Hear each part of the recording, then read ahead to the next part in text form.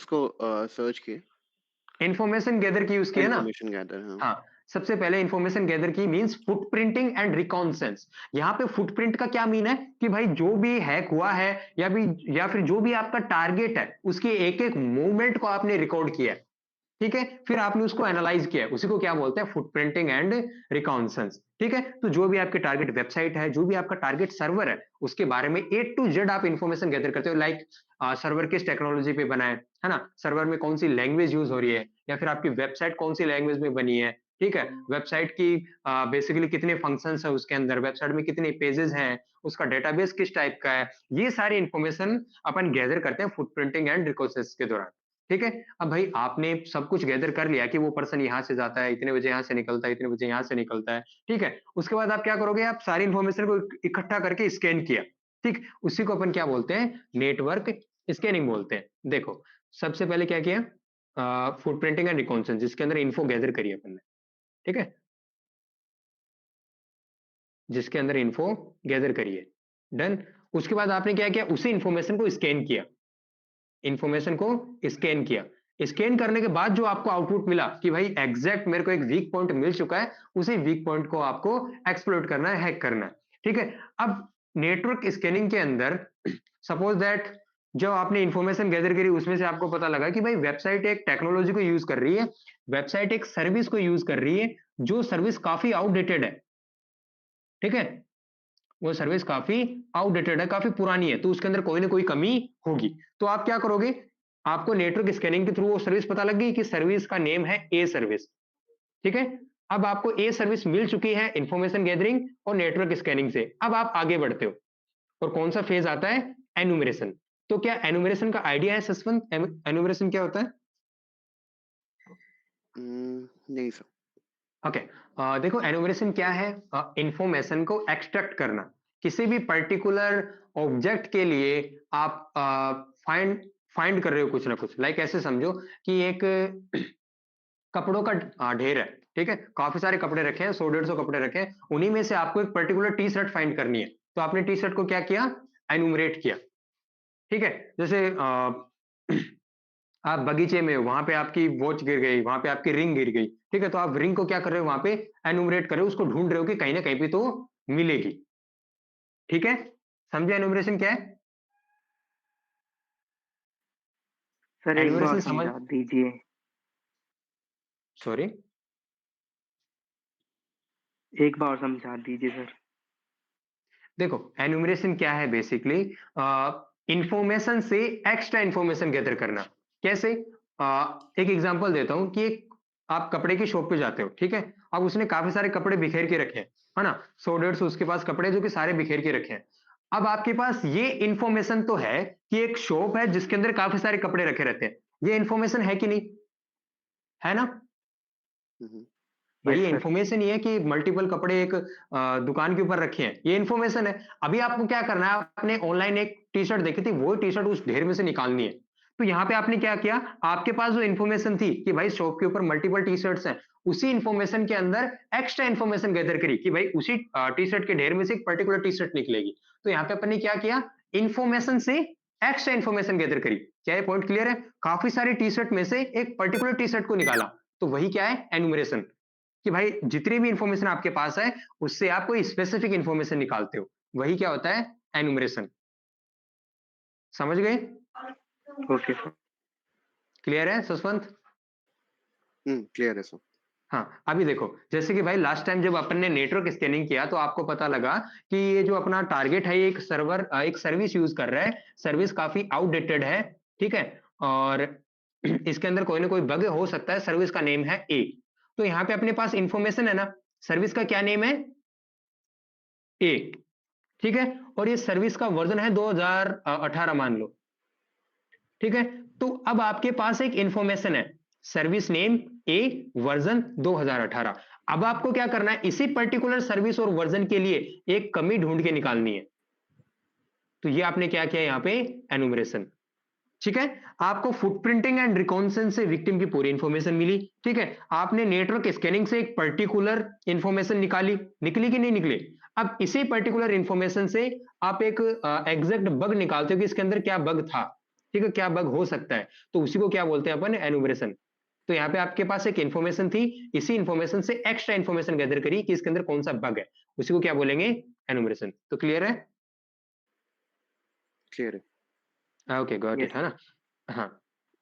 अब यहाँ पे आता है एनुमरेशन के बाद एक्सप्लॉइट। देखो एक्सप्लॉइट का बेसिक मीन है हैक करना, ठीक है, तो मैं कभी भी हैक नहीं बोलूंगा, मैं बोलूंगा एक्सप्लॉइट, तो समझ आना हैक करना। देन अब यहाँ पे देखो भाई, आपने नेटवर्क स्कैनिंग करी, है ना, आपने फुटप्रिंटिंग रिकॉन्सेंस किया, विक्टिम की सारी इंफॉर्मेशन मिल गई, आपने नेटवर्क स्कैनिंग किया, विक्टिम की पर्टिकुलर इंफॉर्मेशन मिल गई, आपने एनुमरेशन किया, फिर पर्टिकुलर इंफॉर्मेशन से पर्टिकुलर बग मिल गया, ठीक है, अब बग आपको मिल चुका है, वनएबिलिटी आपको मिल चुकी है, अभी आप क्या करोगे, जस्ट एक्सप्लॉइट करोगे। तो जो भी इंफॉर्मेशन आपको मिली है ना, उसके अंदर बग को कैसे अप्लाई करते हैं, ठीक है, अगर आपको पता है कि बग कैसे अप्लाई हो रहा है, इजीली उसको आप सेफ भी रख सकते हो, ठीक है, वहां पे सिक्योरिटी भी अप्लाई कर सकते हो। तो बग कैसे अप्लाई होगा, कैसे वो एक्सप्लॉइट होगा, वो चीजें अपन यहाँ पे सीखने वाले हैं। डन। अब एक आता है सिस्टम हैकिंग, इसका कुछ आइडिया है? इसका कुछ आइडिया, चलो आपके लिए एक बेसिक क्वेश्चन है, कल भी मैंने पूछा था। सपोज दैट कि एक सिस्टम है जो कि आपके सामने रखा है, ठीक है, उस सिस्टम को किन किन तरीकों से एक्सप्लॉइट किया जा सकता है, बताओ ससवंत। नेटवर्क से हैक कर सकते हैं। ठीक है, फिजिकल नेट। फिजिकल एक्सेस लेके सिस्टम के साथ कुछ छेड़खानी कर सकते हैं। आई मीन एक वायरस लगा हुआ पेन ड्राइव डाल दिया हम्म। मैंने या कुछ, तो फिजिकली हम कर सकते हैं, नेटवर्क से कर सकते हैं। और जिस जिस नेटवर्क से कनेक्टेड है, जिस वाईफाई से कनेक्टेड है, उसको हम हैक कर सकते हैं, फिर एक्सेस गेन कर सकते हैं। ओके, तो फर्स्ट वन तो हो गया कि फिजिकली आप सिस्टम को एक्सेस कर रहे हो। सेकंड वन हो गया उस सिस्टम का नेटवर्क, यानी कि वो जिस भी राउटर या वाईफाई से कनेक्टेड है उससे हैक कर सकते हो। और third one? Third one host level से कर सकते हैं। आउटडेटेड एंटीवायरस वगैरह है, या फिर मैंने तो वो तो फिर नेटवर्क में ही आ जाएगा ना, क्योंकि फिजिकली आप सिस्टम को एक्सेस कर रहे हो, देन पूरा वैसे ही चेक कर सकते हो कि आउटडेटेड है कि नहीं, है ना, सर्विस कोई है कि नहीं। वैसे ऐसे मानो कोई सिंगल पर्सन का सिस्टम है, कोई एक जेन्युइन पर्सन का सिस्टम है जो कि सर्विस वगैरह कुछ यूज ही नहीं लेता, सुबह उठता है और वर्ड खोलता है, उसके अंदर अपने फाइल्स बनाता है और सेव कर देता है, ऐसे पर्सन का लैपटॉप है, कंप्यूटर है, उसको किन किन तरीकों से हैक कर पाओगे, फिर एक्सप्लोर कर कोई पाओगे? करप्ट फाइल वगैरह हम सेंड कर दें। वर्ड पे काम करता है, तो कोई वर्ड डॉक्यूमेंट सेंड करें और उसके अंदर मैंने कुछ बग छिपा के भेज दिया, और जो उसके रूट सिस्टम का एक्सेस गेन कर ले, इस टाइप से कुछ। ओके, तो देखो फर्स्ट वन तो हो जाएगा कि फिजिकली आप कोई पेन ड्राइव इंसर्ट कर रहे हो, पेन ड्राइव को आपने प्रोग्राम कर रखा है, इंसर्ट करते ही पेन ड्राइव वायरस उसके अंदर इंस्टॉल कर देगा सिस्टम में और आपको एक्सेस दे देगा, ठीक है। सेकंड वन, आप वायरस अगेन उस सिस्टम के अंदर भेज रहे हो किसी सोशल मीडिया प्लेटफॉर्म के थ्रू, ठीक है, उसको डाउनलोड कर रहा है, डाउनलोड करके इंस्टॉल कर रहा है, इंस्टॉल करते ही उसका सिस्टम क्या हो जाता है, कॉम्प्रोमाइज हो जाता है। थर्ड वन है कि आप अगर वो सिस्टम किसी वाईफाई से कनेक्टेड है, देन आप सबसे पहले वाईफाई को टेक ओवर करते हो, है ना, वाईफाई को टेक ओवर करते हो। वाईफाई अगर टेक ओवर हो जाता है, देन आप इजीली कनेक्टेड डिवाइसेस के ऊपर अपना कंट्रोल बना सकते हो, ठीक है। तो ये हो गया तीन तरीका। अब ये जो तीनों तरीके हैं इनको अलग अलग स्टेजेस पे अपन काम ले सकते हैं, तीनों तरीकों में अलग अलग ऐसे ट्रिक्स हैं जिनको यूज ले सकते हो, सिस्टम इजीली क्या हो जाता है, एक्सप्लोइट हो जाता है। अच्छा, ये बताओ, क्या सपोज दैट ऐसा हो सकता है कि मेरे पास एक पेन ड्राइव है, मैं एक बार अगर सिस्टम में पेन ड्राइव को प्लग करूं तो विदाउट सिस्टम को टच करे वो पेन ड्राइव ऑटोमेटिक सब कुछ इंस्टॉल कर सकती है? एक बार सर फिर से बोलेंगे? देखिए और ध्यान से सुनिएगा, सपोज दैट कि मेरे पास एक पेन ड्राइव है, उसके अंदर मैंने वायरस डाल के रख दिया, कॉपी पेस्ट किया था मेरे सिस्टम से, ठीक है, हम्म, उसके अंदर डाल दिया मैंने। अब वो मैं पेन ड्राइव जाके किसी टारगेट सिस्टम में डालता हूँ, ठीक है, तो क्या टारगेट सिस्टम में डालते ही वो सब कुछ ऑटोमेटिक कर देगा या फिर मैनुअली करना पड़ेगा, कर लाइक उसने? सकता है सर, कर सकता है। ओके, आपने जैसे मूवी, हाँ बोलो। बूटेबल डिवाइस टाइप का वर्क करेगा। हो सकता है उसमें हम्म। से पहले से इंस्टॉल हो, जैसे ही वो सिस्टम के कांटेक्ट में जाए वो कर सकता है। अच्छा, ये नॉर्मल, ओके, आप बोल रहे हो कि पेन ड्राइव बूटेबल होनी चाहिए? हाँ। ओके। देखो, जो अपनी नॉर्मल पेन ड्राइव होती है ना, हम्म, उनके अंदर अगर आप कोई डेटा कॉपी पेस्ट करते हो या फिर उनके अंदर कोई डेटा आप डालते हो, डाउनलोड करते हो, और उस पेन ड्राइव को किसी भी सिस्टम में प्लग करोगे, तो विदाउट फिजिकल इंटरेक्शन के आप उस पेन ड्राइव का डेटा उस सिस्टम में नहीं डाल सकते, ठीक है, आपको मैनुअली जाके ही कॉपी करना पड़ेगा पेन ड्राइव में। आप सपोज दैट कि विक्टिम के सिस्टम में पेन ड्राइव आपने प्लग कर दी, अब विक्टिम के सिस्टम में जाओ, फाइल्स में जाओ, पेन ड्राइव से वायरस कॉपी करो, सिस्टम में पेस्ट करो, देन उसको एग्जीक्यूट करो। ठीक है, नॉर्मल पेन ड्राइव में ये फिजिकल अपन को इंटरेक्शन चाहिए ही होगा। बट क्या आप में से किसी ने भी यूएसबी रबर डकी के बारे में सुना है? Yes sir. मैंने नहीं यूएसबी सुना। रबर डकी। नहीं। और बाकी क्या आपने सुना है, प्रिंस, गौरव? यस यूएसबी सर, रबर मैंने डकी, सुना है। बताओ फिर क्या होता है। सर उसमें कैपेसिटर होते हैं वो। यूएसबी रबर डकी क्या होता है मिस्टर गौरव? सर वो एक प्रकार का कैपेसिटर होता है जिसमें पावर स्टोर करता है, फिर एक ही अच्छा, बार वो पावर एक। मूवीज तो आपने देखी होंगी जिन, क्या सर? क्या सर? गौरव जी आपकी आवाज नहीं आ रही, थोड़ा ध्यान से बोलिए। सर वो पावर को स्टोर करता है, हेलो। इलेक्ट्रिक को स्टोर करता है। सर आवाज जा रही है? ओके, ओके, देन और सर वो एक ही बार सारा स्टोर कर चलो मैं लेता है। बताता हूँ, है ना। ओके,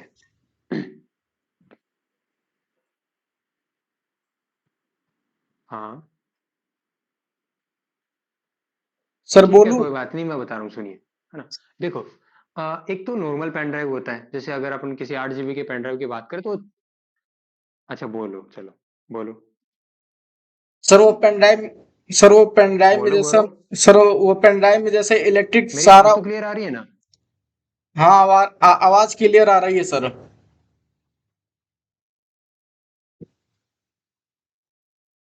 हाँ, तो आपके पास देर से पहुंच रही है आवाज। ठीक है, बोलो। सर पहले तो इलेक्ट्रिक स्टोर करता है कि जितना भी करंट हो, फिर एक ही साथ वो सारा करंट एक ही गौरव साथ आज ही बोलना सिस्टम है। में भेजता है। और सिस्टम का मदरबोर्ड ओके, जो होता है वो खराब हो ओके, मैं जाता है। समझ गया, वो यूएसबी रबर डकी नहीं है गौरव। उस, हाँ,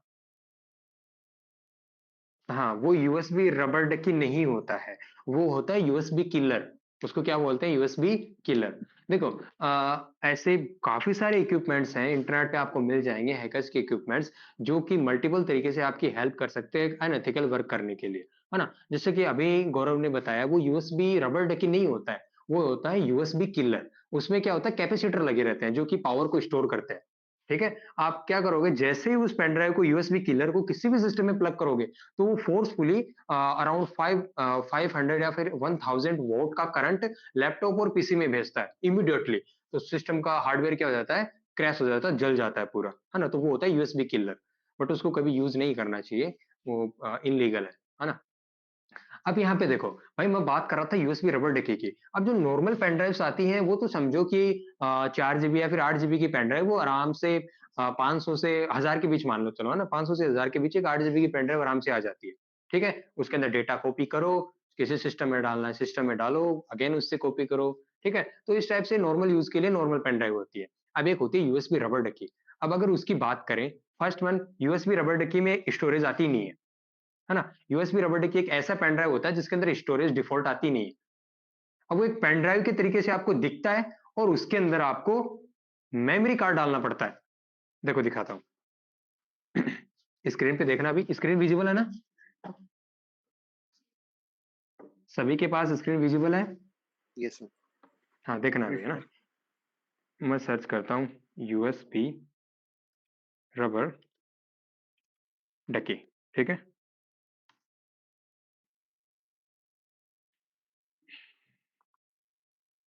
अब देखो ये रहा, ये जस्ट अपन को एक पेन ड्राइव की तरह ही तो दिख रहा है कि नहीं? बट नोटिस करो, पेन ड्राइव होके भी इसके अंदर क्या डाल रखा है, मेमोरी कार्ड डाल रखा है। यूएसबी रबर डकी के अंदर खुद की स्टोरेज नहीं आती है, इसके अंदर आपको एक पेन ड्राइव प्लग करना पड़ता है। ठीक है, ये करता क्या है बेसिकली, यूएसबी रबर डकी को आप प्रोग्राम कर सकते हो, जैसे ये एचआईडी की तरह काम करता है, ह्यूमन इंटरफेस डिवाइस।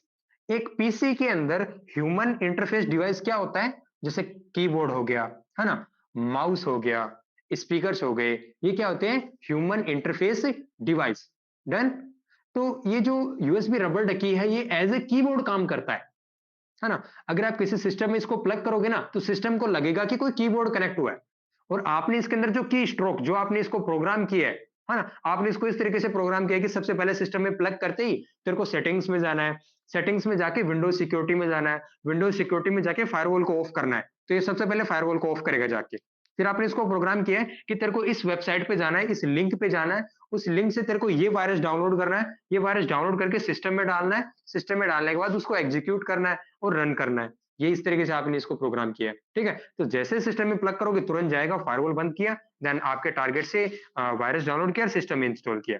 ये क्या है? यूएसबी रबर डक की, ठीक है? जिसको आप प्रोग्राम कर सकते हो अपने अकॉर्डिंग, जो कमांड चाहो आप इसके अंदर सेट कर सकते हो, ये विक्टिम के सिस्टम में जाके एग्जीक्यूट कर देगा। जस्ट आपको इसको प्लग करना है, प्लग करने के 2 सेकंड बाद ही आपने जो कमांड टाइप किया ना इसके अंदर जो भी कमांड दी होंगी, वो कमांड 1 से 2 सेकंड में कंप्लीट कर देगा, ठीक है? तो आपको जस्ट इसको प्रोग्राम करना है, फिर 5 सेकंड के लिए मैक्सिमम सारा टाइम अगर अपन कैलकुलेट करें, तो आपको जस्ट 5 सेकंड के लिए विक्टिम के सिस्टम में प्लग करके रखनी है और तुरंत निकाल देनी है। मीन्स विक्टिम उधर देख रहा है, किसी से बात कर रहा है, प्लग किया, ठीक है? और जैसे 5 सेकंड कंप्लीट हुए आपने निकाल लिया, विक्टिम का सिस्टम हैक हो चुका है, ठीक है? क्योंकि वायरस, वर्म वगैरह सब कुछ अपना सेटअप करके लाता है और सिस्टम में प्लग करते ही एग्जीक्यूट हो जाता है। तो ये होता है यूएसबी रबर डकी। पल्ले पड़ा क्या होता है? अब इसकी प्राइस देख लो, दिख रही है? Yes sir. हाँ, $100। तो यूएसबी रबर डकी इंडिया में इलीगल है, मिलता ही नहीं है, बट हैक 5 से मंगवा सकते हो धक्के से, ठीक है? तो $100 देख लो कितना पड़ेगा, है ना? ये पड़ेगा अराउंड 8,500 से 9,000 रुपए का, ठीक है? यूएसबी रबर डकी जिसके अंदर कोई स्टोरेज भी नहीं आएगा, आपको पेन ड्राइव इंसर्ट करना पड़ेगा। तो यूएसबी रबर डकी क्या है, समझ आया? तो ये भी एक तरीका है हैक परफॉर्म करने का। अब आपको यूएसबी किलर भी दिखा देता हूँ, है ना? देखो,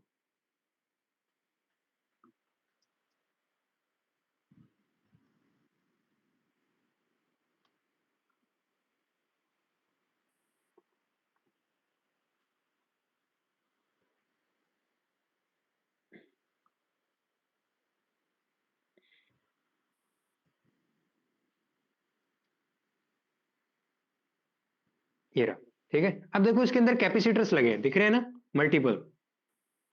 हम्म, हाँ, अभी क्या, अब जब भी आप इसको किस सिस्टम में प्लग करोगे ना, उसी सिस्टम से पहले पावर ये कंज्यूम करेगा, उसी से पावर गेट करेगा और जैसे पावर कंप्लीट हो जाती है, कैपेसिटर्स लोड हो जाते हैं, देन उसी पावर को ये फोर्सफुली सिस्टम में अगेन छोड़ेगा। तो सिस्टम का हार्डवेयर उसको झेल नहीं पाएगा पावर को और बेसिकली क्या हो जाएगा, क्रैश हो जाएगा, जल जाएगा, ठीक है? ये होता है यूएसबी किलर। इसको घर पे भी इजिली बना सकते हो, है ना? जस्ट कुछ नहीं करना, एक पेन ड्राइव लेनी है, उसका अपन को मेल सॉकेट चाहिए और उसके अंदर 2-3 कैपेसिटर मार्केट से ले आओ और लगा दो, काम हो गया, ठीक है? तो ये होता है यूएसबी किलर। तो मल्टीपल तरीके एक सिस्टम को हैक करने के। अब मुझे ये बताओ ससवंत कि अगर विंडोज 11 का एक सिस्टम है जो कि आपके सामने रखा है और उसके पासवर्ड लगे हैं, तो क्या आप उन पासवर्ड को हटा सकते हो? पासवर्ड तो कुछ आइडिया है कैसे? नहीं, आइडिया तो नहीं है। तो फिर आप कैसे कह सकते हो हट सकते हैं? बोलो। अ, हाँ, कभी पासवर्ड वगैरह हम भूल जाते हैं तो सर्विस सेंटर वगैरह पे लेके जाते हैं, तो हो सकता है वो रीबूट, आई मीन विंडोज को रीइंस्टॉल कर दें, या फिर उतना ओके, आइडिया नहीं है मुझे। ओके, नो वरी, है ना? देखो, अगर रियल वर्ल्ड की बात करें, है ना, तो एक सिंपल सटीक तरीका है। अगर आप पासवर्ड भूल गए हो देन आपकी विंडो रीइंस्टॉल करेंगे, ठीक है? आपका डेटा जाता है वो अलग, है ना? अब एज ए हैकर आपको मैक्सिमम 5 मिनट लगेंगे, विंडोज 11 हो चाहे 10 हो चाहे कोई सी भी विंडो, जस्ट 5 मिनट के अंदर आप विंडोज के पासवर्ड रिमूव कर सकते हो और एक सिंगल केबी की भी फाइल डिलीट नहीं होती है, जीरो डेटा लॉस पे, है ना? विंडोज के पासवर्ड आप जीरो डेटा लॉस पे 5 मिनट के अंदर क्या कर सकते हो, क्रैक कर सकते हो, ठीक है? तो ये भी सिस्टम हैकिंग में आता है। यहाँ पे अपन यूज करते हैं लाइव ऑपरेटिंग सिस्टम, ऐसे ऑपरेटिंग सिस्टम जो कि पेन ड्राइव के अंदर इंस्टॉल होते हैं और जिनको आप लाइव यूज ले सकते हो, ठीक है? जैसे कि काली लाइनक्स हो गया, जैसे कि HBCD हो गया, हिरेन बूट सीडी हो गया, है ना? ऐसे मल्टीपल ऑपरेटिंग सिस्टम है जो कि पेन ड्राइव के अंदर इंस्टॉल हो जाते हैं और पेन ड्राइव के अंदर ही बूट हो जाते हैं। आपको जस्ट क्या करना है, जो भी आपके सामने सिस्टम रखा है उसको पहले शट डाउन करो। इससे क्या होगा कि आपके सिस्टम में जो विंडोज इंस्टॉल है ना वो बंद हो जाएगा। फिर आपको क्या करना है, जो आपने ये लाइव बूटेबल पेन ड्राइव बना रखी है उसको सिस्टम में प्लग करना है, फिर आपके लैपटॉप पीसी को उसी पेन ड्राइव के थ्रू बूट करना है। इससे क्या होगा कि लैपटॉप पीसी के अंदर जो पहले से विंडोज डली है ना वो नहीं चलेगी, आपके पेन ड्राइव के अंदर जो ऑपरेटिंग सिस्टम है वो लैपटॉप के अंदर स्टार्ट हो जाएगा। ठीक है, फिर उससे क्या करना है, आपका लाइव सिस्टम स्टार्ट हो चुका है, डन। अब आपको क्या करना है, उसी लाइव सिस्टम से जो आपका विंडोज का डेटा रखा है उसी लैपटॉप के अंदर, उसी डेटा के अंदर जाना है और वहां से आपको विंडोज के पासवर्ड ढूंढने हैं। जैसे आपको पासवर्ड मिलते हैं, पासवर्ड को वहां से डिलीट कर दो। फिर नेक्स्ट टाइम आप जब भी लॉगिन करोगे विंडोज के अंदर दोबारा, तो वो पासवर्ड मांगेगा ही नहीं, क्योंकि उसको अपन क्या कर चुके हैं, डिलीट कर चुके हैं। ठीक है, तो ये कुछ स्टेप्स होते हैं जिनके थ्रू विंडोज के पासवर्ड इजीली क्या हो जाते हैं, हैक हो जाते हैं, एक्सप्लोइट हो जाते हैं। तो समझे पॉइंट? तो इसके भी मल्टीपल तरीके हैं डूड, है ना। हुँ, ऐसा कोई भी इंटरनेट पे ऑब्जेक्ट या फिर ऐसा कोई सिस्टम नहीं है, अगर वो इंटरनेट से कनेक्टेड है तो वो हैक नहीं हो सकता, इजीली हैक हो सकता है। चाहे वो सैटेलाइट हो, है ना, चाहे रेडियो टावर हो, सैटेलाइट हैकिंग भी होती है, पता है आपको? हुँ, आप लाइनक्स के बारे में तो सुना ही होगा, red hat Linux. Yes sir. हाँ, अब रेड हैट लाइनक्स हो, चाहे एक्चुअल लाइनक्स हो, है ना, मल्टीपल टाइप के लाइनक्स हैं। अब लाइनक्स को बेस्ट इसलिए माना जाता है क्योंकि हर एक पर्टिकुलर टास्क के लिए आपको एक सेपरेट लाइनक्स का ऑपरेटिंग सिस्टम मिल जाएगा, है ना। जैसे आप भाई सैटेलाइट टेस्टिंग कर रहे हो, ठीक है, आपने कोई छोटी मोटी सैटेलाइट बनाई है या फिर रियल वर्ल्ड के सैटेलाइट से कम्युनिकेशन करना चाह रहे हो, ठीक है, तो वहां पे लाइनक्स के लिए एक स्पेसिफिक सैटेलाइट ओएस मिलेगा आपको। ठीक है, जो कि स्पेसिफिक सैटेलाइट की टेस्टिंग के लिए बना है। रेडियो फ्रीक्वेंसीज को आपको पेनेट्रेट करना है, एक्सप्लॉइट करना है, ठीक है, तो वहां पे आपको स्पेसिफिक रेडियो फ्रीक्वेंसीज के लिए लाइनक्स का ओएस मिलेगा, है ना। अगर आप चाहते हो कि भाई इंटरनेट पे आपको कोई भी ना पकड़ पाए, आप कोई क्राइम करने जा रहे हो और कोई भी ना पकड़ पाए, ठीक है, तो आप एक ऑपरेटिंग सिस्टम आता है लाइनक्स का ही, जिसको बोलते हैं टाइल्स। ठीक है, वो operating system only pen drive में चलेगा, सिस्टम में चलेगा ही नहीं, उसको पेन ड्राइव से आपको चलाना पड़ेगा। तो ना ही तो आपका कोई फिजिकली ये फुटप्रिंट छोड़ता है, ना ही इंटरनेट पे कोई फुटप्रिंट छोड़ता है। तो ऐसे मल्टीपल तरीके हैं डूड जो कि हैकिंग में यूज लिया जाता है, काफी इंटरेस्टिंग है। ठीक है, तो सिस्टम हैकिंग मल्टीपल तरीके से हो सकती है। अब एक आता है अपना मालवेयर एंड थ्रेड। तो मालवेयर क्या होता है, कुछ आइडिया है?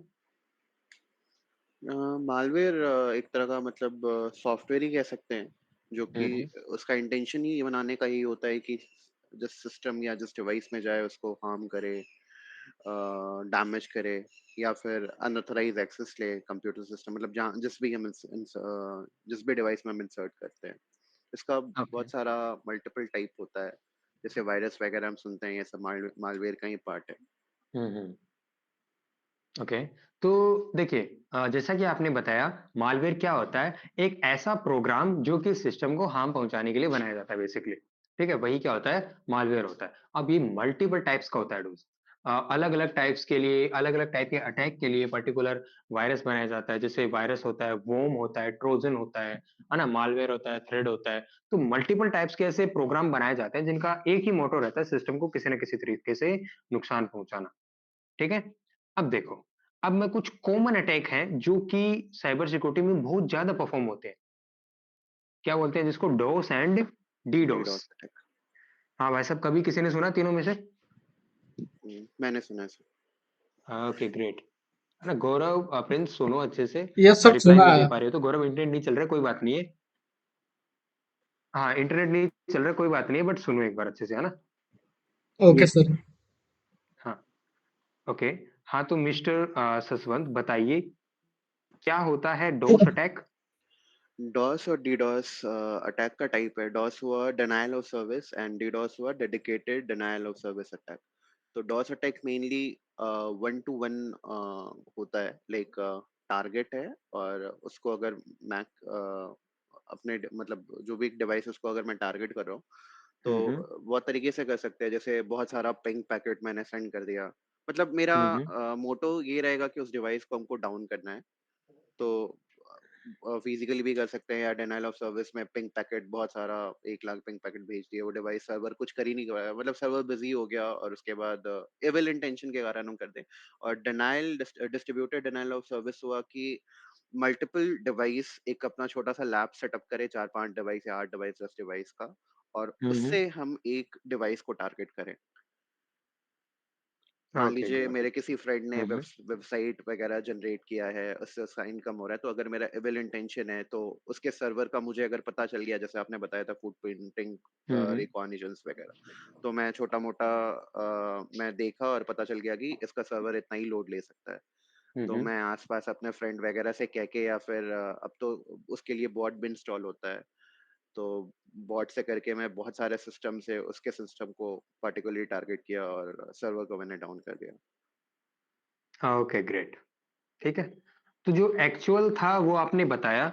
अब एक बार के लिए मैं ब्रीफ में अगेन बता देता हूँ ताकि इनको नहीं समझ आया है वो समझ जाए, है ना? अब देखो, हैकिंग के अंदर ये दो ही ऐसे कॉमन अटैक हैं जिनको कोई भी परफॉर्म कर सकता है। ठीक है? कोई भी परफॉर्म कर सकता है, ये फर्स्ट वन। सेकंड वन, इतने इजी अटैक हैं जिनको आराम से परफॉर्म किया जा सकता है, कोई हेडेक नहीं होता, कुछ ज्यादा डीप नॉलेज नहीं चाहिए। ठीक है? तो ये अटैक काफी ज्यादा परफॉर्म किए जाते हैं। अब ये अटैक है क्या, किस टाइप से परफॉर्म होता है, एक्चुअल में क्या टास्क यहाँ पे किया जाता है, वो चीज आप समझो। ये दो टाइप है, पहला है डोस, दूसरा है डीडोस। अब यहाँ पे डोस की अगर अपन फुल फॉर्म देखें देन वो होती है denial of service. Denial of service means किसी भी चलती हुई सर्विस को डिनाई करना, रोकना। इतना समझ आया? बोलो। किसी भी सर्विस को रोकना, क्या? Denial of service. Yes sir. Clear है? हाँ। अब आता है डीडोस। भाई डोस तो हो गया डिनेल ऑफ सर्विस, किसी भी चलती हुई सर्विस को रोकना या फिर सर्विस को बंद करने की ट्राई करना, वो क्या है? DoS attack. अब एक होता है डीडोस जिसको बोलते हैं डिस्ट्रीब्यूटेड डिनेल ऑफ सर्विस। क्या बोलते हैं? Distributed denial of service. तो डिस्ट्रीब्यूटेड डिनेल ऑफ सर्विस को समझने से पहले अच्छे से डोस को समझो। मैंने इतना तो बताया कि भाई किसी भी रनिंग कंडीशन में सर्विस चल रही है उसको रोकना ही क्या होता है? डोस होता है। बट कैसे रोकते हो वो यहां पे समझना है। अब एक एग्जांपल दे रहा हूं, जैसे अपन एग्जांपल ले लेते हैं गौरव और प्रिंस का। ठीक है? अब भाई ऐसे समझो कि गौरव है काफी अच्छे, हट्टे खट्टे।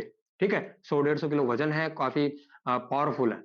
ठीक है? अब प्रिंस है काफी दुबले पतले, मेरी तरह। ठीक है? काफी दुबले पतले। अब इन दोनों की लड़ाई हो जाती है, तो ससवंत आप बताओ प्रिंस जीतेगा या फिर गौरव जीतेगा? बोलो। गौरव। गौरव जीतेगा, ऑब्वियस सी बात है, क्योंकि काफी पावरफुल है पहलवान तरीके से। ठीक है? तो यहां पे क्या मैटर किया? पावर मैटर करिए। ठीक है? जिसकी पावर ज्यादा होगी वो ही जीतने वाला है। डन। अब देखो भाई, प्रिंस बोलता है कि ठीक है भाई, अब तो मैं अकेला हूं तो मैं तेरे को नहीं बेसिकली रिप्लाई दे पाऊंगा। बट प्रिंस क्या करता है कि अपने जैसे 50 फ्रेंड को और इकट्ठा कर लेता है। ठीक है? डोस अटैक तो क्या हो गया? जहां पे एक दो ही पर्सन्स के बीच में कोई भी किसी भी टाइप का एक्शन या फिर कम्युनिकेशन हो रहा है, वो क्या होता है? डोस। ठीक है? जैसे गौरव और प्रिंस, इन दो के बीच ही तो मारपीट हो रही है कि नहीं? तो ये क्या हो गया? डोस। डोस अटैक सिंपल आपको डेफिनेशन बताऊं तो एक सिंगल सिस्टम से एक सिंगल सिस्टम के ऊपर अटैक करना क्या होता है? डोस होता है। ठीक है? तो यहां पे प्रिंस जो है वो गौरव को नहीं हरा सकता, बेसिकली उतनी उसके अंदर कैपेसिटी नहीं है। तो प्रिंस क्या करता है? अपने जैसे 50 फ्रेंड को और इकट्ठा कर लेता है। तो क्या अब वो 50 मिलके गौरव को हरा पाएंगे? बोलो। हाँ। हरा देंगे ना, ऑब्वियस सी बात है, 50 है उसको पकड़ के अच्छे से हराएंगे। ठीक है? तो ये क्या हो गया? डीडोस हो गया। क्या हो गया? DDoS, distributed denial of service. कि भाई मैं अकेला नहीं हूं, मेरे साथ और भी फ्रेंड है। तो इन्होंने अपनी पावर को एक तरीके से क्या कर लिया? डिस्ट्रीब्यूट कर लिया। अलग अलग पर्सन के अंदर सेम पावर के साथ एक ग्रुप बना लिया। ठीक है?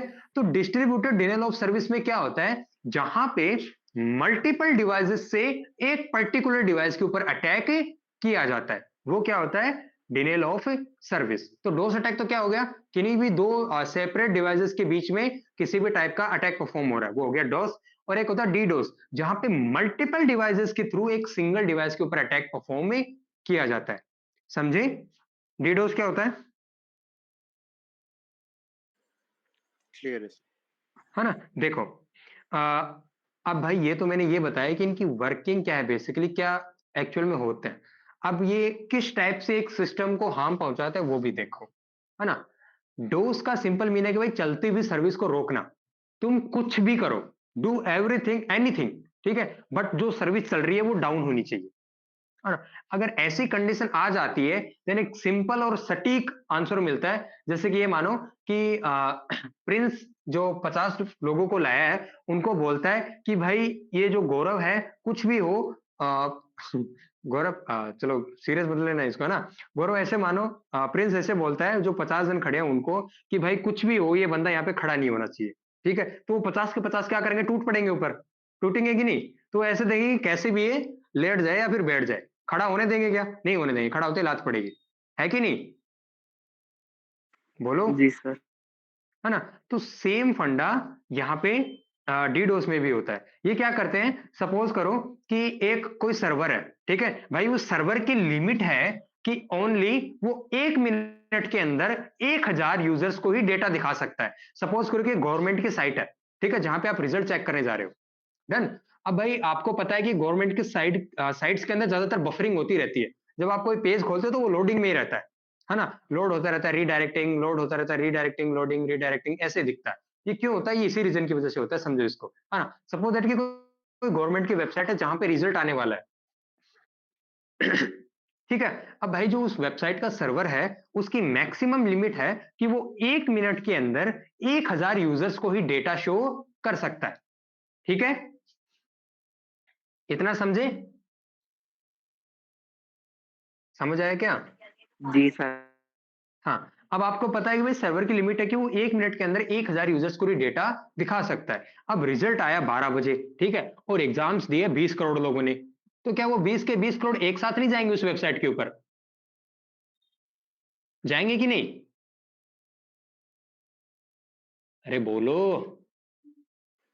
जाएँगे सर। जाएंगे, जाएंगे ऑब्वियस सर। सी बात है, क्योंकि रिजल्ट देखना है भाई, सबको पता है कि फेल हुए, फिर भी रिजल्ट तो देखना ही है ना।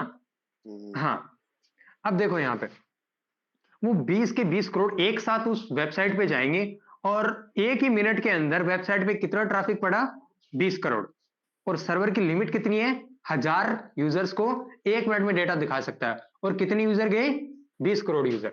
तो क्या सर्वर एग्जिस्ट कर पाएगा, सर्वर क्या उसे झेल पाएगा इतने ट्रैफिक को, नहीं। नहीं झेल पाएगा, सर्वर क्या हो जाएगा, क्रैश हो जाएगा, है ना। ये क्या हो गया, डोस हो गया, सॉरी डी डोस हो गया है। कैसे, यहाँ पे मल्टीपल सिस्टम थे भाई, 20 के 20 करोड़ यूजर ने अपने अपने मोबाइल फोन, अपने अपने पीसी से वेबसाइट को ओपन किया ना, एक ही सेम वेबसाइट को 20 करोड़ लोगों ने अपने अपने सिस्टम में ओपन किया कि नहीं किया, तभी तो किया। रिजल्ट देख पाएंगे, जी सर। किया है ना। हाँ, एक साथ ओपन किया है, तो यहां पे क्या हुआ, मल्टीपल डिवाइसेस के थ्रू एक ही वेबसाइट के ऊपर सेम टाइम उसको एक्सेस करने की कोशिश किया उन्होंने, उन्हें तो जस्ट एक्सेस करने की कोशिश की है, बट ये कन्वर्ट हो गया किसमें, डीडोस में कन्वर्ट हो गया। क्यों कन्वर्ट हो गया, क्योंकि भाई वेबसाइट की लिमिट थी 1 मिनट में 1000 यूजर, और यहाँ पे 1 मिनट में कितने यूजर आ गए, 20 करोड़। तो यहाँ पे क्या हुआ कि मल्टीपल सिस्टम के थ्रू एक सिंगल सिस्टम के ऊपर काफी सारी रिक्वेस्ट भेजी गई, जिससे वो सिस्टम क्या हो गया, क्रैश हो गया। तो समझे ये चीजें, 20 करोड़ यूजर्स ने अपना सिस्टम यूज करके एक वेबसाइट के ऊपर मल्टीपल टाइम रिक्वेस्ट बनाई, और वेबसाइट का सर्वर क्या हो गया, क्रैश हो गया। क्रैश क्यों हो गया, क्योंकि उसकी लिमिट ओनली क्या थी, 1000 यूजर पर मिनट। तो क्या डी डोस क्या है, समझ में आया, यस सर। ससवंत कुछ पहले पढ़ा, यस। जी सर। है ना। अभी देखो, ये तो हो गया डी डोस, जहां पे मल्टीपल डिवाइसेस के थ्रू एक सिंगल डिवाइस के ऊपर अटैक हुआ है। अब डोस अटैक क्या हो गया, जहां पे एक सिंगल डिवाइस से सिंगल डिवाइस के ऊपर अटैक किया जाता है, ठीक है, वो क्या है, DoS attack, denial of service. जैसे प्रिंस और गौरव के पास, दोनों के पास सिस्टम है, ठीक है। अब प्रिंस बोलता है कि मैं तेरे सिस्टम को क्रैश कर दूंगा, तो प्रिंस क्या करेगा, अपने सिस्टम से अनवांटेड बहुत सारा डेटा क्रिएट करेगा, ऐसा अनवांटेड डेटा क्रिएट करेगा, और उस डेटा को गौरव के सिस्टम पे फ्लड करवा देगा, एज ए बारिश की तरह अनलिमिटेड डेटा गौरव के सिस्टम पे भेज देगा। गौरव का सिस्टम उसको मैनेज नहीं कर पाएगा, और उसका सिस्टम क्या हो जाएगा, क्रैश हो जाएगा। ठीक है, जी सर। Ajay, yes sir. हाँ। अब ये देखो ज्यादा नहीं बचा है, अपन इसको थोड़ा और करते हैं ना। अब देखो भाई, डोस और डीडोस अटैक के बाद आता है अपना वेब सर्वर्स, ठीक है। अब पहले तो मुझे ये बताओ, वेब सर्वर क्या होता है, कोई भी बताओ, एक वेब सर्वर होता क्या है, बोलो। वेब सर्वर क्या होता है?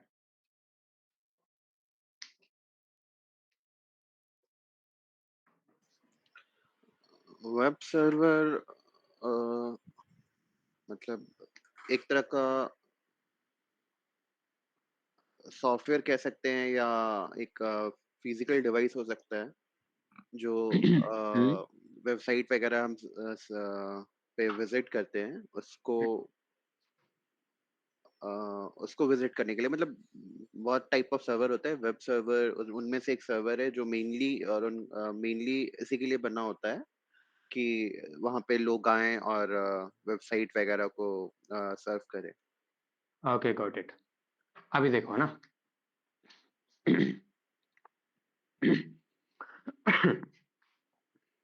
एक सर्वर और एक नॉर्मल सिस्टम में क्या डिफरेंस है? पहले तो ये समझो सर्वर है क्या। सर्वर एक ऐसा सिस्टम ही होता है, जैसे अपने पास नॉर्मल लैपटॉप पीसी होते हैं ना, वैसे ही एक सर्वर होता है ना। एक सर्वर भी ऐसा ही सिस्टम होता है जिसके अंदर काफी सारा डेटा स्टोर किया जा सकता है ना। तो एक नॉर्मल सिस्टम को आप इजीली एक सर्वर में कन्वर्ट कर सकते हो।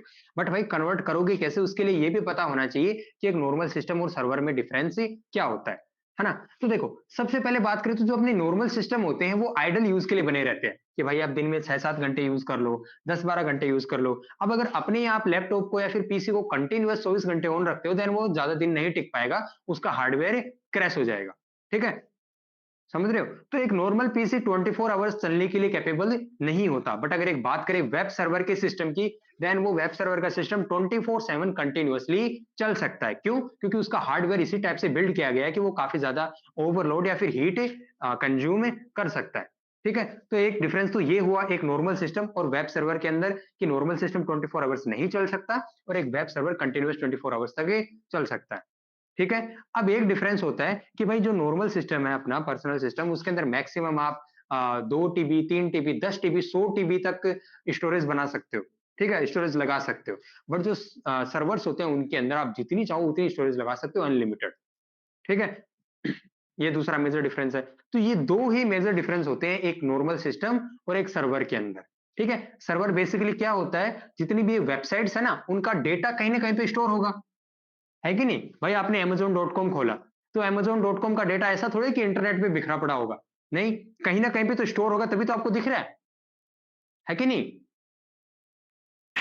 जी सर। हम्म। भाई amazon.com का डेटा कहीं ना कहीं पे तो रखा होगा, तभी तो आपको दिख रहा है। ठीक है, कहां रखा है वो रखा है सर्वर के अंदर। और सर्वर एक्चुअल में क्या होता है, एक सिस्टम ही होता है। ठीक है, सर्वर क्या होता है, एक सिस्टम ही होता है। बट डिफरेंस ये है कि वो 24 आवर्स एक्टिव रह सकता है। सेकंड वन, अनलिमिटेड उसके अंदर डेटा स्टोरेज आप रख सकते हो। अब बात आती है सर्वर, तो समझ आया। अभी वेब सर्वर क्या है? वेब का क्या मीन होता है? वेब का मीन होता है इंटरनेट। और सर्वर का अगर अपन रियल लाइफ में मीन देखें ना, कि भाई रियल वर्ल्ड से कनेक्ट करें, देन सर्वर का क्या मीन होगा? सर्वर का मीन होगा जो कि सर्व करता है। जैसे आप होटल में जाते हो, वहां पे आपको खाना सर्व किया जाता है ना, तो जो पर्सन आपको खाना ला के दे रहा है उसको क्या बोलेंगे? सर्वर बोलेंगे, जो कि आपको सर्व कर रहा है खाना। समझे कि नहीं मेरा पॉइंट? जी सर। समझे? हाँ। अब यहाँ पे देखो, यहाँ पे लिखा है बट वेब सर्वर। अब यहाँ पे होटल सर्वर तो लिखा नहीं है जो कि होटल में सर्व करता है, यहाँ पे लिखा है वेब सर्वर। वेब का मीन होता है इंटरनेट। तो इंटरनेट पे जो भी सर्व कर रहा है, ठीक है, तो वो क्या होता है? वेब सर्वर, जो कि इंटरनेट पे किसी भी टाइप का डेटा यूजर्स को जब चाहिए तब उनको सर्व कर रहा है, वो क्या होता है? Web server. और वेब सर्वर एक्चुअल में है क्या? एक सिस्टम ही है जिसके अंदर मल्टीपल डेटा स्टोर रहता है। तो क्या ये पॉइंट क्लियर है? यस सर, क्लियर है। ओके गॉट इट, है ना। तो यहाँ पे अपन वेब सर्वर एक्सप्लॉइटेशन समझते हैं। हाँ शाबाश। और वेब सर्वर को प्रोटेक्शन देना सीखते हैं, वेब सर्वर के अंदर वल्नरेबिलिटीज फाइंड आउट करना सीखते हैं पेनिट्रेशन टेस्टिंग के थ्रू। ठीक है, उसके बाद आता है hacking wireless network. Wireless network के अंदर आ जाता है अपना, चाहे वाईफाई बोल दो चाहे ब्लूटूथ बोल दो, है ना। तो मल्टीपल टाइप्स के वायरलेस हैकिंग भी अपन यहाँ पे परफॉर्म करने वाले हैं, चाहे वाईफाई हो चाहे ब्लूटूथ हो, इनको कंप्लीट कॉम्प्रोमाइज करके देखेंगे। ठीक है। और हैकिंग मोबाइल प्लेटफॉर्म, यहाँ पे मोबाइल प्लेटफॉर्म के लिए भी अपन अलग अलग टाइप के वायरसेस को क्रिएट करेंगे। अच्छा ये बताओ, एंड्रॉइड का रिसेंट वर्जन कौन सा है? एंड्रॉइड का रिसेंट वर्जन कौन सा है? 15। ओके, एंड्रॉइड का रिसेंट वर्जन 15 है। आगे क्या 15? बोलो। 14 होगा आई थिंक। 14 15 है सर। एंड्रॉइड का, अरे इतने इतने में तो गूगल ही कर लेते। 14 है सर ना? आ गया वैसे 50, नहीं सर 15 भी आ गया मेरे हिसाब से। 16 है सर, हाँ बैकलावा 16। करके। रिलीज भी हो गया है पिक्सल डिवाइस के लिए गूगल के हिसाब से। ओके, तो देखो एंड्रॉइड का रिसेंट वर्जन है 16, ओके है ना? तो अभी 15 तो लगभग डिवाइसेस में आ रहा है ना? 16 अभी लगभग डिवाइसेस में नहीं आया है, वो आ जाएगा जल्द से जल्द, है ना? बट यहाँ पे अपना पॉइंट नहीं, ये नहीं है कि एंड्रॉइड का वर्जन कौन सा आया, कब आया, क्यों नहीं आया, है ना? अपना पॉइंट ये है, क्या एंड्रॉइड 15, क्या एंड्रॉइड 14 एक्सप्लॉइट हो सकते हैं, या फिर आप कोई ऐसा वायरस बना सकते हो कि जो कि एंड्रॉइड 15 में भी काम कर जाए? कर सकते हैं सर। बना सकते हैं इजीली, है ना? देखो यहाँ पे पहले तो क्या था कि जो एंड्रॉइड 11 से नीचे के डिवाइसेस है ना, उनको एक नॉर्मल से नॉर्मल वायरस एक्सप्लोइट कर लेता, ठीक है? बट एंड्रॉइड 11 के बाद एंड्रॉइड के अंदर काफी इतने सिक्योरिटी अपडेट दे दिए गए, जो कि जो भी प्रोग्राम आप रन कर रहे थे एंड्रॉइड के अंदर, उसको रीड करते प्रोग्राम को, और अगर वो मेलिशियस रखता तो उसको तुरंत ब्लॉक कर देते, ठीक है? बट आज के टाइम पीरियड में एंड्रॉइड 13 आया, 12 आया, 13 आया, 14 आया, ठीक है? उनकी सिक्योरिटी अपडेट इतनी हाई हो चुकी है कि जो पुराने टाइम के वायरसेस थे वो अभी काम ही नहीं करते हैं। यहाँ पे नए वायरसेस बनाने पड़ते हैं, है ना? तो यहाँ पे अपन क्या करेंगे, बेसिकली ये ट्राई करेंगे कि क्या भाई 14 और 15 एक्सप्लोइट हो सकता है, ठीक है? कैसे? पुराने जो वायरसेस रखे हैं उनके कोड को थोड़ा कस्टमाइज करेंगे, ठीक है? उनके कोड को कस्टमाइज करेंगे और उन्हें इतना कैपेबल बनाने की कोशिश करेंगे कि वो 15 या फिर 14 के थ्रू रन हो जाए, है ना? इसके लिए सबसे पहले अपन को ये देखना पड़ेगा कि भाई ये जो वायरस अपने पास है, ये तो एंड्रॉइड 11 में चलता था बढ़िया, ठीक है? बट अभी 12 में नहीं चल रहा, तो एंड्रॉइड 11 और 12 के अंदर डिफरेंस क्या है, ठीक है? 11 और 12 के अंदर कुछ ना कुछ तो डिफरेंस हो गई, तभी तो वो वायरस नहीं चल रहा। उसी डिफरेंस को आइडेंटिफाई करना है और उसी डिफरेंस के अकॉर्डिंग अपन को वायरस को अपग्रेड करना है ना? तो चाहे एंड्रॉइड 14 आए चाहे 15 आए, एंड द एंड उसका वायरस भी आ जाता है, ठीक है? तो किसी भी टाइप का मोबाइल फोन हो इजीली एक्सप्लॉइट किया जा सकता है। अब अगर एंड्रॉइड 11 या फिर 12 उससे नीचे का है, देन इजीली हो जाता है, बिल्कुल भी यूजर को पता नहीं लगता है, और प्ले स्टोर भी किसी भी टाइप की नोटिफिकेशन नहीं देता। भाई विंडोज के अंदर तो विंडोज सिक्योरिटी आता है, जिसको अपन बोलते हैं विंडोज डिफेंडर, एंटीवायरस आता है ना, फायरवॉल, पता है? पता है कुछ? विंडोज के अंदर एक फायरवॉल आता है, विंडोज डिफेंडर, आइडिया है कुछ? बोलो। नहीं, ज़्यादा डिटेल में नहीं पता है सर। देखो, विंडोज का भी एक फायरवॉल है, कोई भी ऑपरेटिंग सिस्टम हो उसके अंदर एक डेडिकेटेड फायरवॉल आता है, ताकि वो अनवांटेड एप्लीकेशन से उस सिस्टम को बचा सके, ठीक है? तो विंडोज के अंदर आता है डिफेंडर फायरवॉल, जो कि any time real time monitor करता है सिस्टम को, एनी टाइम स्कैन करता रहता है क्या चल रहा है क्या नहीं चल रहा, ठीक है? तो कोई वायरस होता है तो उसको इजीली डिटेक्ट कर लेता है, ठीक है? अब जैसे विंडोज के अंदर एक फायरवॉल आता है जिसको अपन बोलते हैं क्या, डिफेंडर, क्या उसी टाइप से एंड्रॉइड के अंदर भी कोई फायरवॉल आता होगा जो कि सिस्टम को स्कैन करता है? बोलो। हुँ, शायद नहीं। आता है, ठीक है?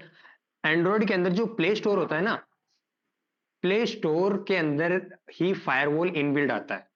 तो जब भी आप सिस्टम के अंदर कुछ भी इंस्टॉल करते हो, चाहे ब्राउजर से चाहे प्ले स्टोर से, तो प्ले स्टोर उसको इजीली डिटेक्ट कर लेता है। बट एंड्रॉइड 14 हो चाहे 15 हो, अब उसके अंदर जो वायरस बनाए जाते हैं करंट टाइम पीरियड के अंदर हैकर्स के थ्रू, वो वायरस इजीली प्ले स्टोर के फायरवॉल को भी बाईपास कर देते हैं। प्ले स्टोर के फायरवॉल को पता ही नहीं लग पाएगा कि क्या इंस्टॉल हुआ है, ठीक है? तो इजीली फायरवॉल भी बाईपास हो जाते हैं, है ना? बस थोड़ा सा अपन को डीपर नॉलेज लगाना पड़ता है, फिर इजीली किसी भी टाइप के एंड्रॉइड फोन को कॉम्प्रोमाइज कर सकते हो, चाहे उसके अंदर कितनी फायरवॉल हो। तो ये चीज समझ आई थोड़ी बहुत? तो अगर जब ये पता लग जाएगा कि किस टाइप से वायरस बनते हैं, तभी उनको प्रोटेक्ट कर पाओगे, अदरवाइज नहीं कर पाओगे, ठीक है? तो ये होता है हैकिंग मोबाइल प्लेटफॉर्म। उसके बाद आता है क्रिप्टोग्राफी। तो क्रिप्टोग्राफी का कोई आइडिया है डूड, क्रिप्टोग्राफी क्या होता है? क्रिप्टोग्राफी क्या होता है? क्रिप्टोग्राफी बेसिकली एक तरह का मतलब कोई टेक्स्ट अगर हम या कुछ है। डॉक्यूमेंट अगर लेमन लैंग्वेज में समझे कि हम एक अगर पैकेट भेज रहे हैं, हम्म, इन्वेलप एक तरह का ये इन्वेलप है।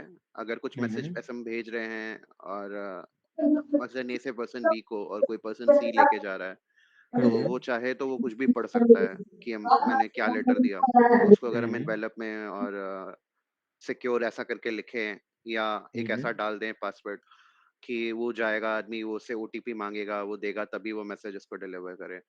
तो मेनली कोई टेक्स्ट वगैरह या कोई डेटा हम सेंड कर रहे हैं तो उसको इनक्रिप्शन यहाँ पे वर्ड सही रहेगा क्रिप्टोग्राफी के लिए, कि उसको रीडेबल टेक्स्ट को अनरीडेबल बनाने के लिए।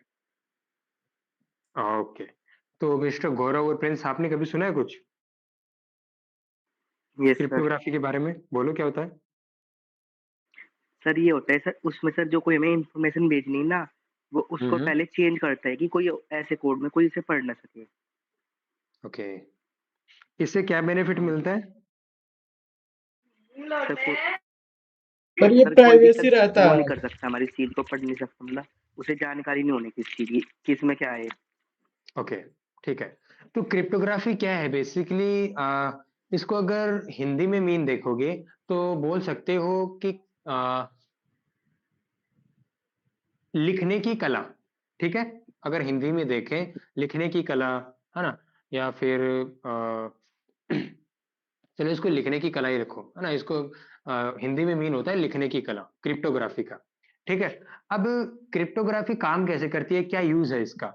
मैंने आपको बताया था कि इंटरनेट पे जितनी भी इंफॉर्मेशन ट्रेवल करती है वो सारी की सारी इनक्रिप्टेड फॉर्म में ट्रेवल करती है। अब ये इनक्रिप्टेड फॉर्म क्या होता है?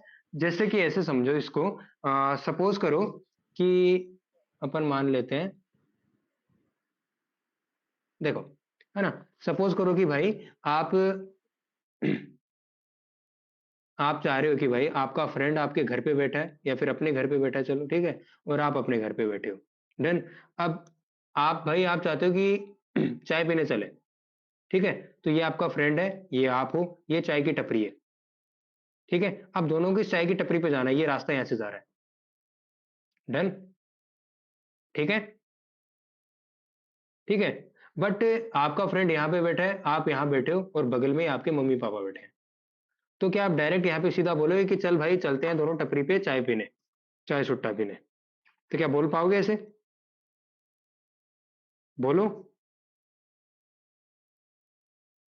No sir. नहीं बोल पाओगे यार, ओबियस सी बात है ना? जूते पड़ेंगे वहां पे। ठीक है। तो अब देखो यहाँ पे आप क्या करते हो, आपको पता है कि भाई आपका फ्रेंड है तो आपकी लैंग्वेज तो समझेगा ही। ठीक है। आप बोलते कि अरे भाई जल्दी आ, इंपॉर्टेंट काम है, मार्केट में चलना है, कुछ किताबें लेके आनी है। ठीक। अब आपका फ्रेंड सब ये रहे आप, है ना? और ये रहा आपका फ्रेंड, आपने इसको बोला कि भाई जल्दी बाहर आ, मार्केट चलना है, किताब लेके आनी है। तो ये सबसे पहले घड़ी में टाइम देखेगा कि टाइम क्या है, 8 बज चुके हैं। ठीक है, तो किताब लाने का टाइम हो गया। ठीक है, तो 8 ये समझ जाएगा 8 बज गए, कहाँ पे चलना है, तो ये चुपचाप बाहर आएगा और यहाँ पे आपको मिलेगा, और दोनों साथ में बैठ के टपरी पे चले जाओगे। तो यहाँ पे क्या आपने ओरिजिनल इंफॉर्मेशन को यूज लिया आपस में कम्युनिकेशन करने के लिए?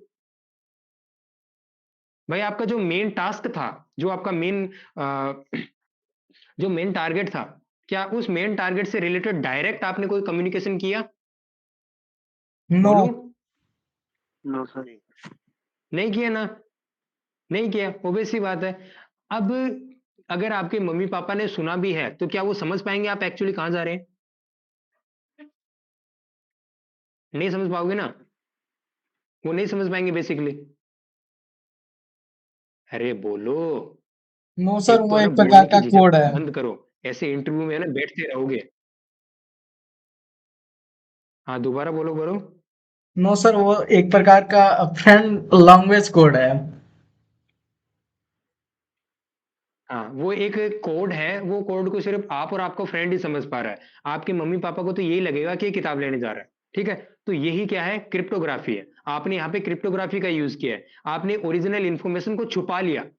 ठीक है, यही क्या है, क्रिप्टोग्राफी है। इसी सेम स्टेप को अपन, इसी सेम स्ट्रेटेजी को यूज करते हैं इंटरनेट के अंदर, है ना? अब भाई आपने व्हाट्सएप पे देखा, लिखा होता है नीचे नीचे एंड टू एंड इंक्रिप्शन, लिखा होता है कि नहीं व्हाट्सएप पे? हम्म।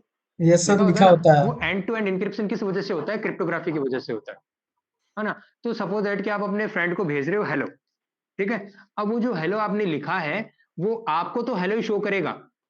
ठीक है, आपके फ्रेंड को भी हेलो ही शो करेगा। बट अगर इंटरनेट पे कोई और बीच में उस मैसेज को पकड़ना चाहे, देन वो उसको किसी अलग टाइप में शो करेगा। देखो कैसे, सपोज दैट कि ये आपका फ्रेंड है जो कि मोबाइल यूज कर रहा है, ये आप हो, आपका मोबाइल है। ठीक है, यहाँ पे आपने लिखा हेलो व्हाट्सएप में। डन। अब जैसे ये हेलो ट्रेवल करेगा इंटरनेट के लिए, ठीक है, तो आपका व्हाट्सएप इसे हेलो को कुछ इस टाइप के कंटेंट में कन्वर्ट कर दे, कोई समझ नहीं पाएगा। देखो यहाँ पे लिखा है हेलो, ठीक है। अब इसको व्हाट्सएप बदल देगा कुछ ABZ।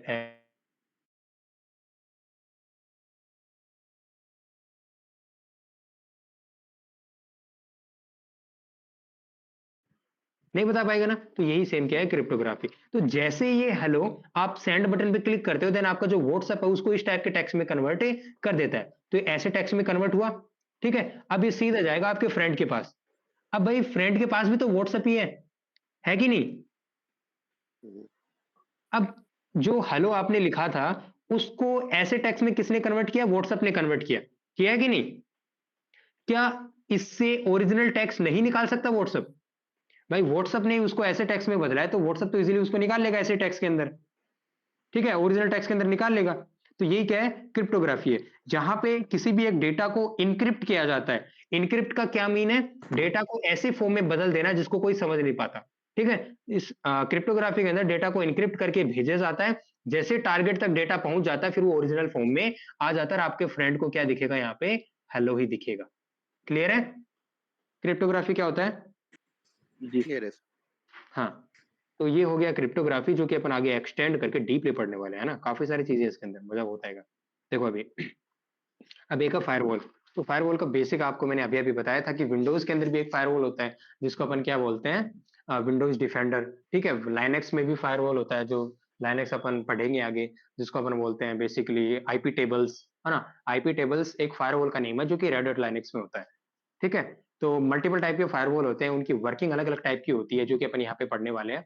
और सीसीएनए का जो मेन टॉपिक कंटेंट है वो अपन साइबर सिक्योरिटी के बाद ही करेंगे।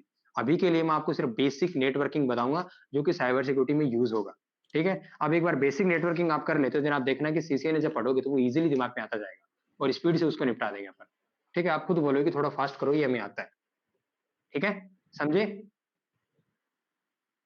Okay sir. हाँ, तो जी कुछ पल्ले पड़ा जो मैंने आज बताया उसके अकॉर्डिंग, या खिचड़ी बन गई। नहीं, बेसिक कॉन्सेप्ट था, अच्छा लगा, क्लियर हुआ। ओके, बढ़िया, ग्रेट देन, ठीक है। तो कल मैं आशा करता हूँ कि बिना किसी हिचकिच के 3 बजे फिक्स ज्वाइन कर लेना, ठीक है Gaurav, yes sir. Mister Gaurav. Yes sir. Hello, हाँ। विदाउट किसी डिले 3 बजे ज्वाइन कर लेना, ठीक ओके है। सर। ओके। सर एक क्वेश्चन था, लाइक ये पूरा हाँ बोलिए। कोर्स ड्यूरेशन कितना, मतलब कोर्स का पूरा ड्यूरेशन क्या होने वाला है? देखिए साइबर सिक्योरिटी और एथिकल हैकिंग दोनों का कंटेंट मिला के चलेगा अपना 6 से 7 महीने। ओके। हाँ, जिसके अंदर बहुत सारा कंटेंट है बड़ी, मैंने तो लगभग कुछ बताया नहीं, एक ओवरव्यू दिया आपको, वो भी एथिकल हैकिंग का। और अगर सिक्योरिटी और पेनिट्रेशन टेस्टिंग जैसी फील्ड का देने लगता तो अभी पूरा दिन अपन को चला जाता है इसी में, है ना। तो पहले इथिकल हैकिंग बेसिक कंप्लीट होगा, उसके बाद अपन वेबसाइट टेस्टिंग पे जाएंगे, फिर वेब सर्वर टेस्टिंग पे जाएंगे, फिर मोबाइल टेस्टिंग पे जाएंगे, दैट्स इट। तो इसमें 6 से 7 महीने आराम से लग जाएंगे, ठीक है। हम्म। तो कोई डाउट है किसी को।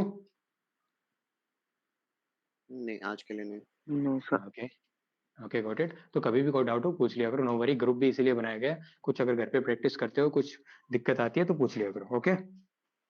Okay sir. Okay then, okay कल मिलते हैं, bye. Bye sir. Bye. Okay sir.